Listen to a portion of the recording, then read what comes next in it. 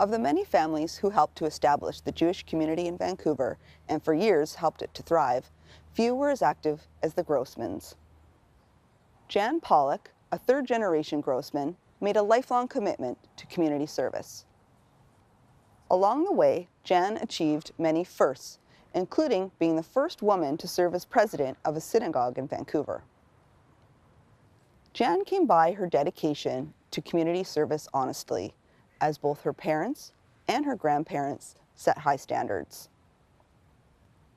The first generation of Grossmans to live in Vancouver were Jan's grandparents, Abraham and Rebecca, who came from Eastern Europe in 1892.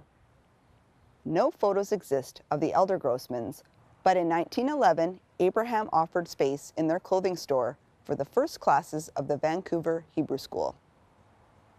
Abraham and Rebecca's youngest son, Max Grossman, a distinguished lawyer, made huge contributions to the Jewish community.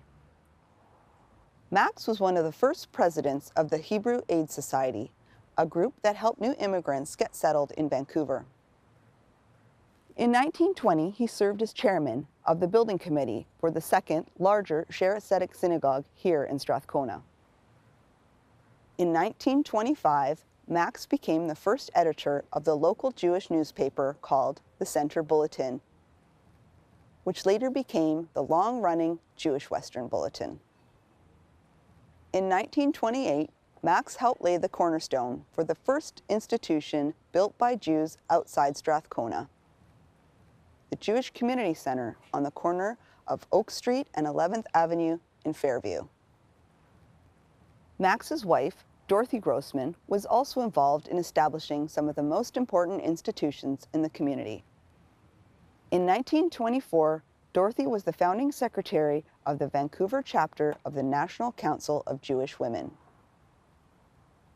The council opened a neighborhood house on Jackson Avenue as a base to provide aid to the marginalized and excluded members of society.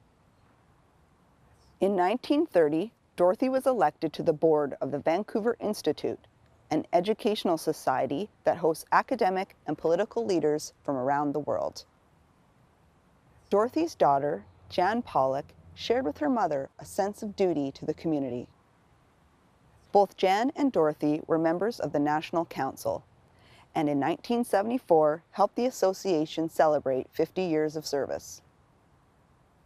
Influenced by her mother's love of education, Jan attended the Vancouver Normal School in the late 1930s, where she earned a teaching certificate. Her first job was in Tofino, teaching the children of Japanese Canadians until their internment during World War II. In the mid-1960s, when the Temple Shalom congregation was established, Jan was a member of the Sisterhood, which provided a forum for women to expand and grow. In the late 1980s, she became president of the Jewish Historical Society of BC and was the recipient of an award for her decades of service. In the 1920s, it was said that Vancouver was not an organized Jewish community, but rather a community of many Jewish organizations. The Grossman family realized that the community in the tradition of Jewish mutual aid would be more effective if they worked together. Through the efforts of the Grossmans, the Jewish community became more established and was in turn better able to communicate to the broader community the distinctive Jewish value of improving the world.